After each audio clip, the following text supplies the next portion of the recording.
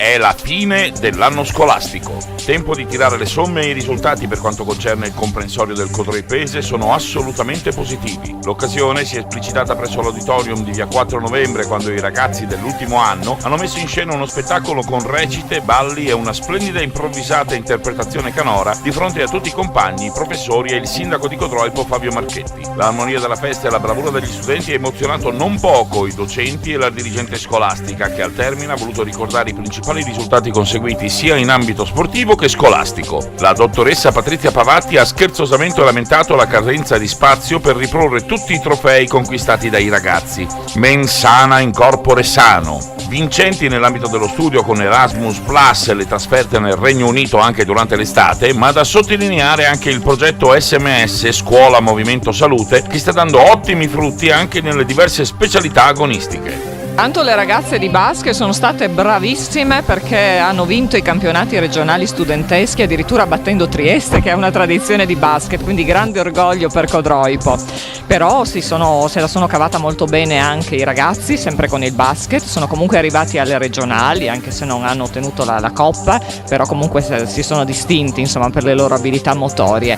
E poi stiamo andando avanti con l'arrampicata, infatti prossimamente parteciperemo ai campionati finali e anche lì speriamo di avere ottimi risultati perché normalmente Codroipo ha una tradizione, anche perché abbiamo la fortuna di avere una palestra proprio, no? Qui di arrampicata, cosa che è abbastanza unica direi sul territorio regionale, non ce n'è più in regione. E abbiamo per il primo anno portato avanti questa nostra sperimentazione sportiva e quindi anche questo avvio nuovo proprio, no? Di una scuola media che propone più potenziamento motorio, percorsi con sani stili di vita, ci ha dato dei risultati notevoli proprio in termini di profitti, comportamenti, rapporti con esperti esterni, le associazioni sportive che hanno fatto con noi un magnifico lavoro all'interno delle ore curricolari.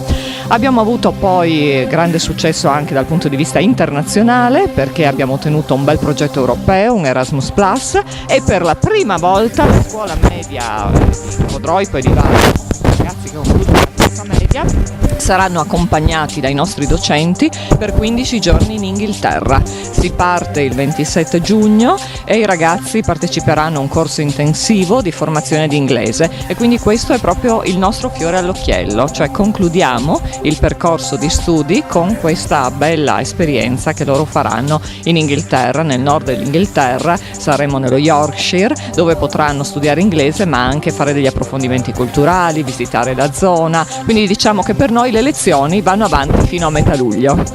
Quindi Codroipo che cresce in numero di abitanti e Codroipo viene scelta come residenza anche e soprattutto perché offre una serie di vantaggi che altre città di questa dimensione non hanno.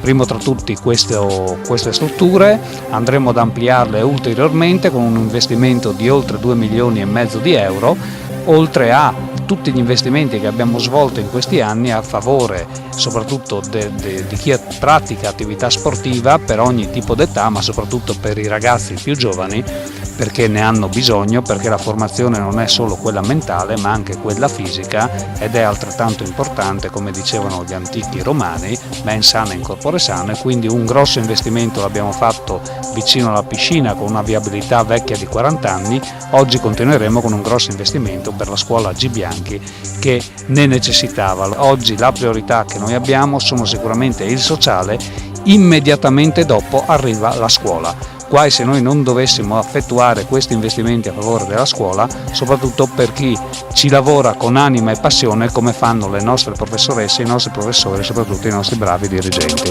Per il Ponte News, Marco Mascioli.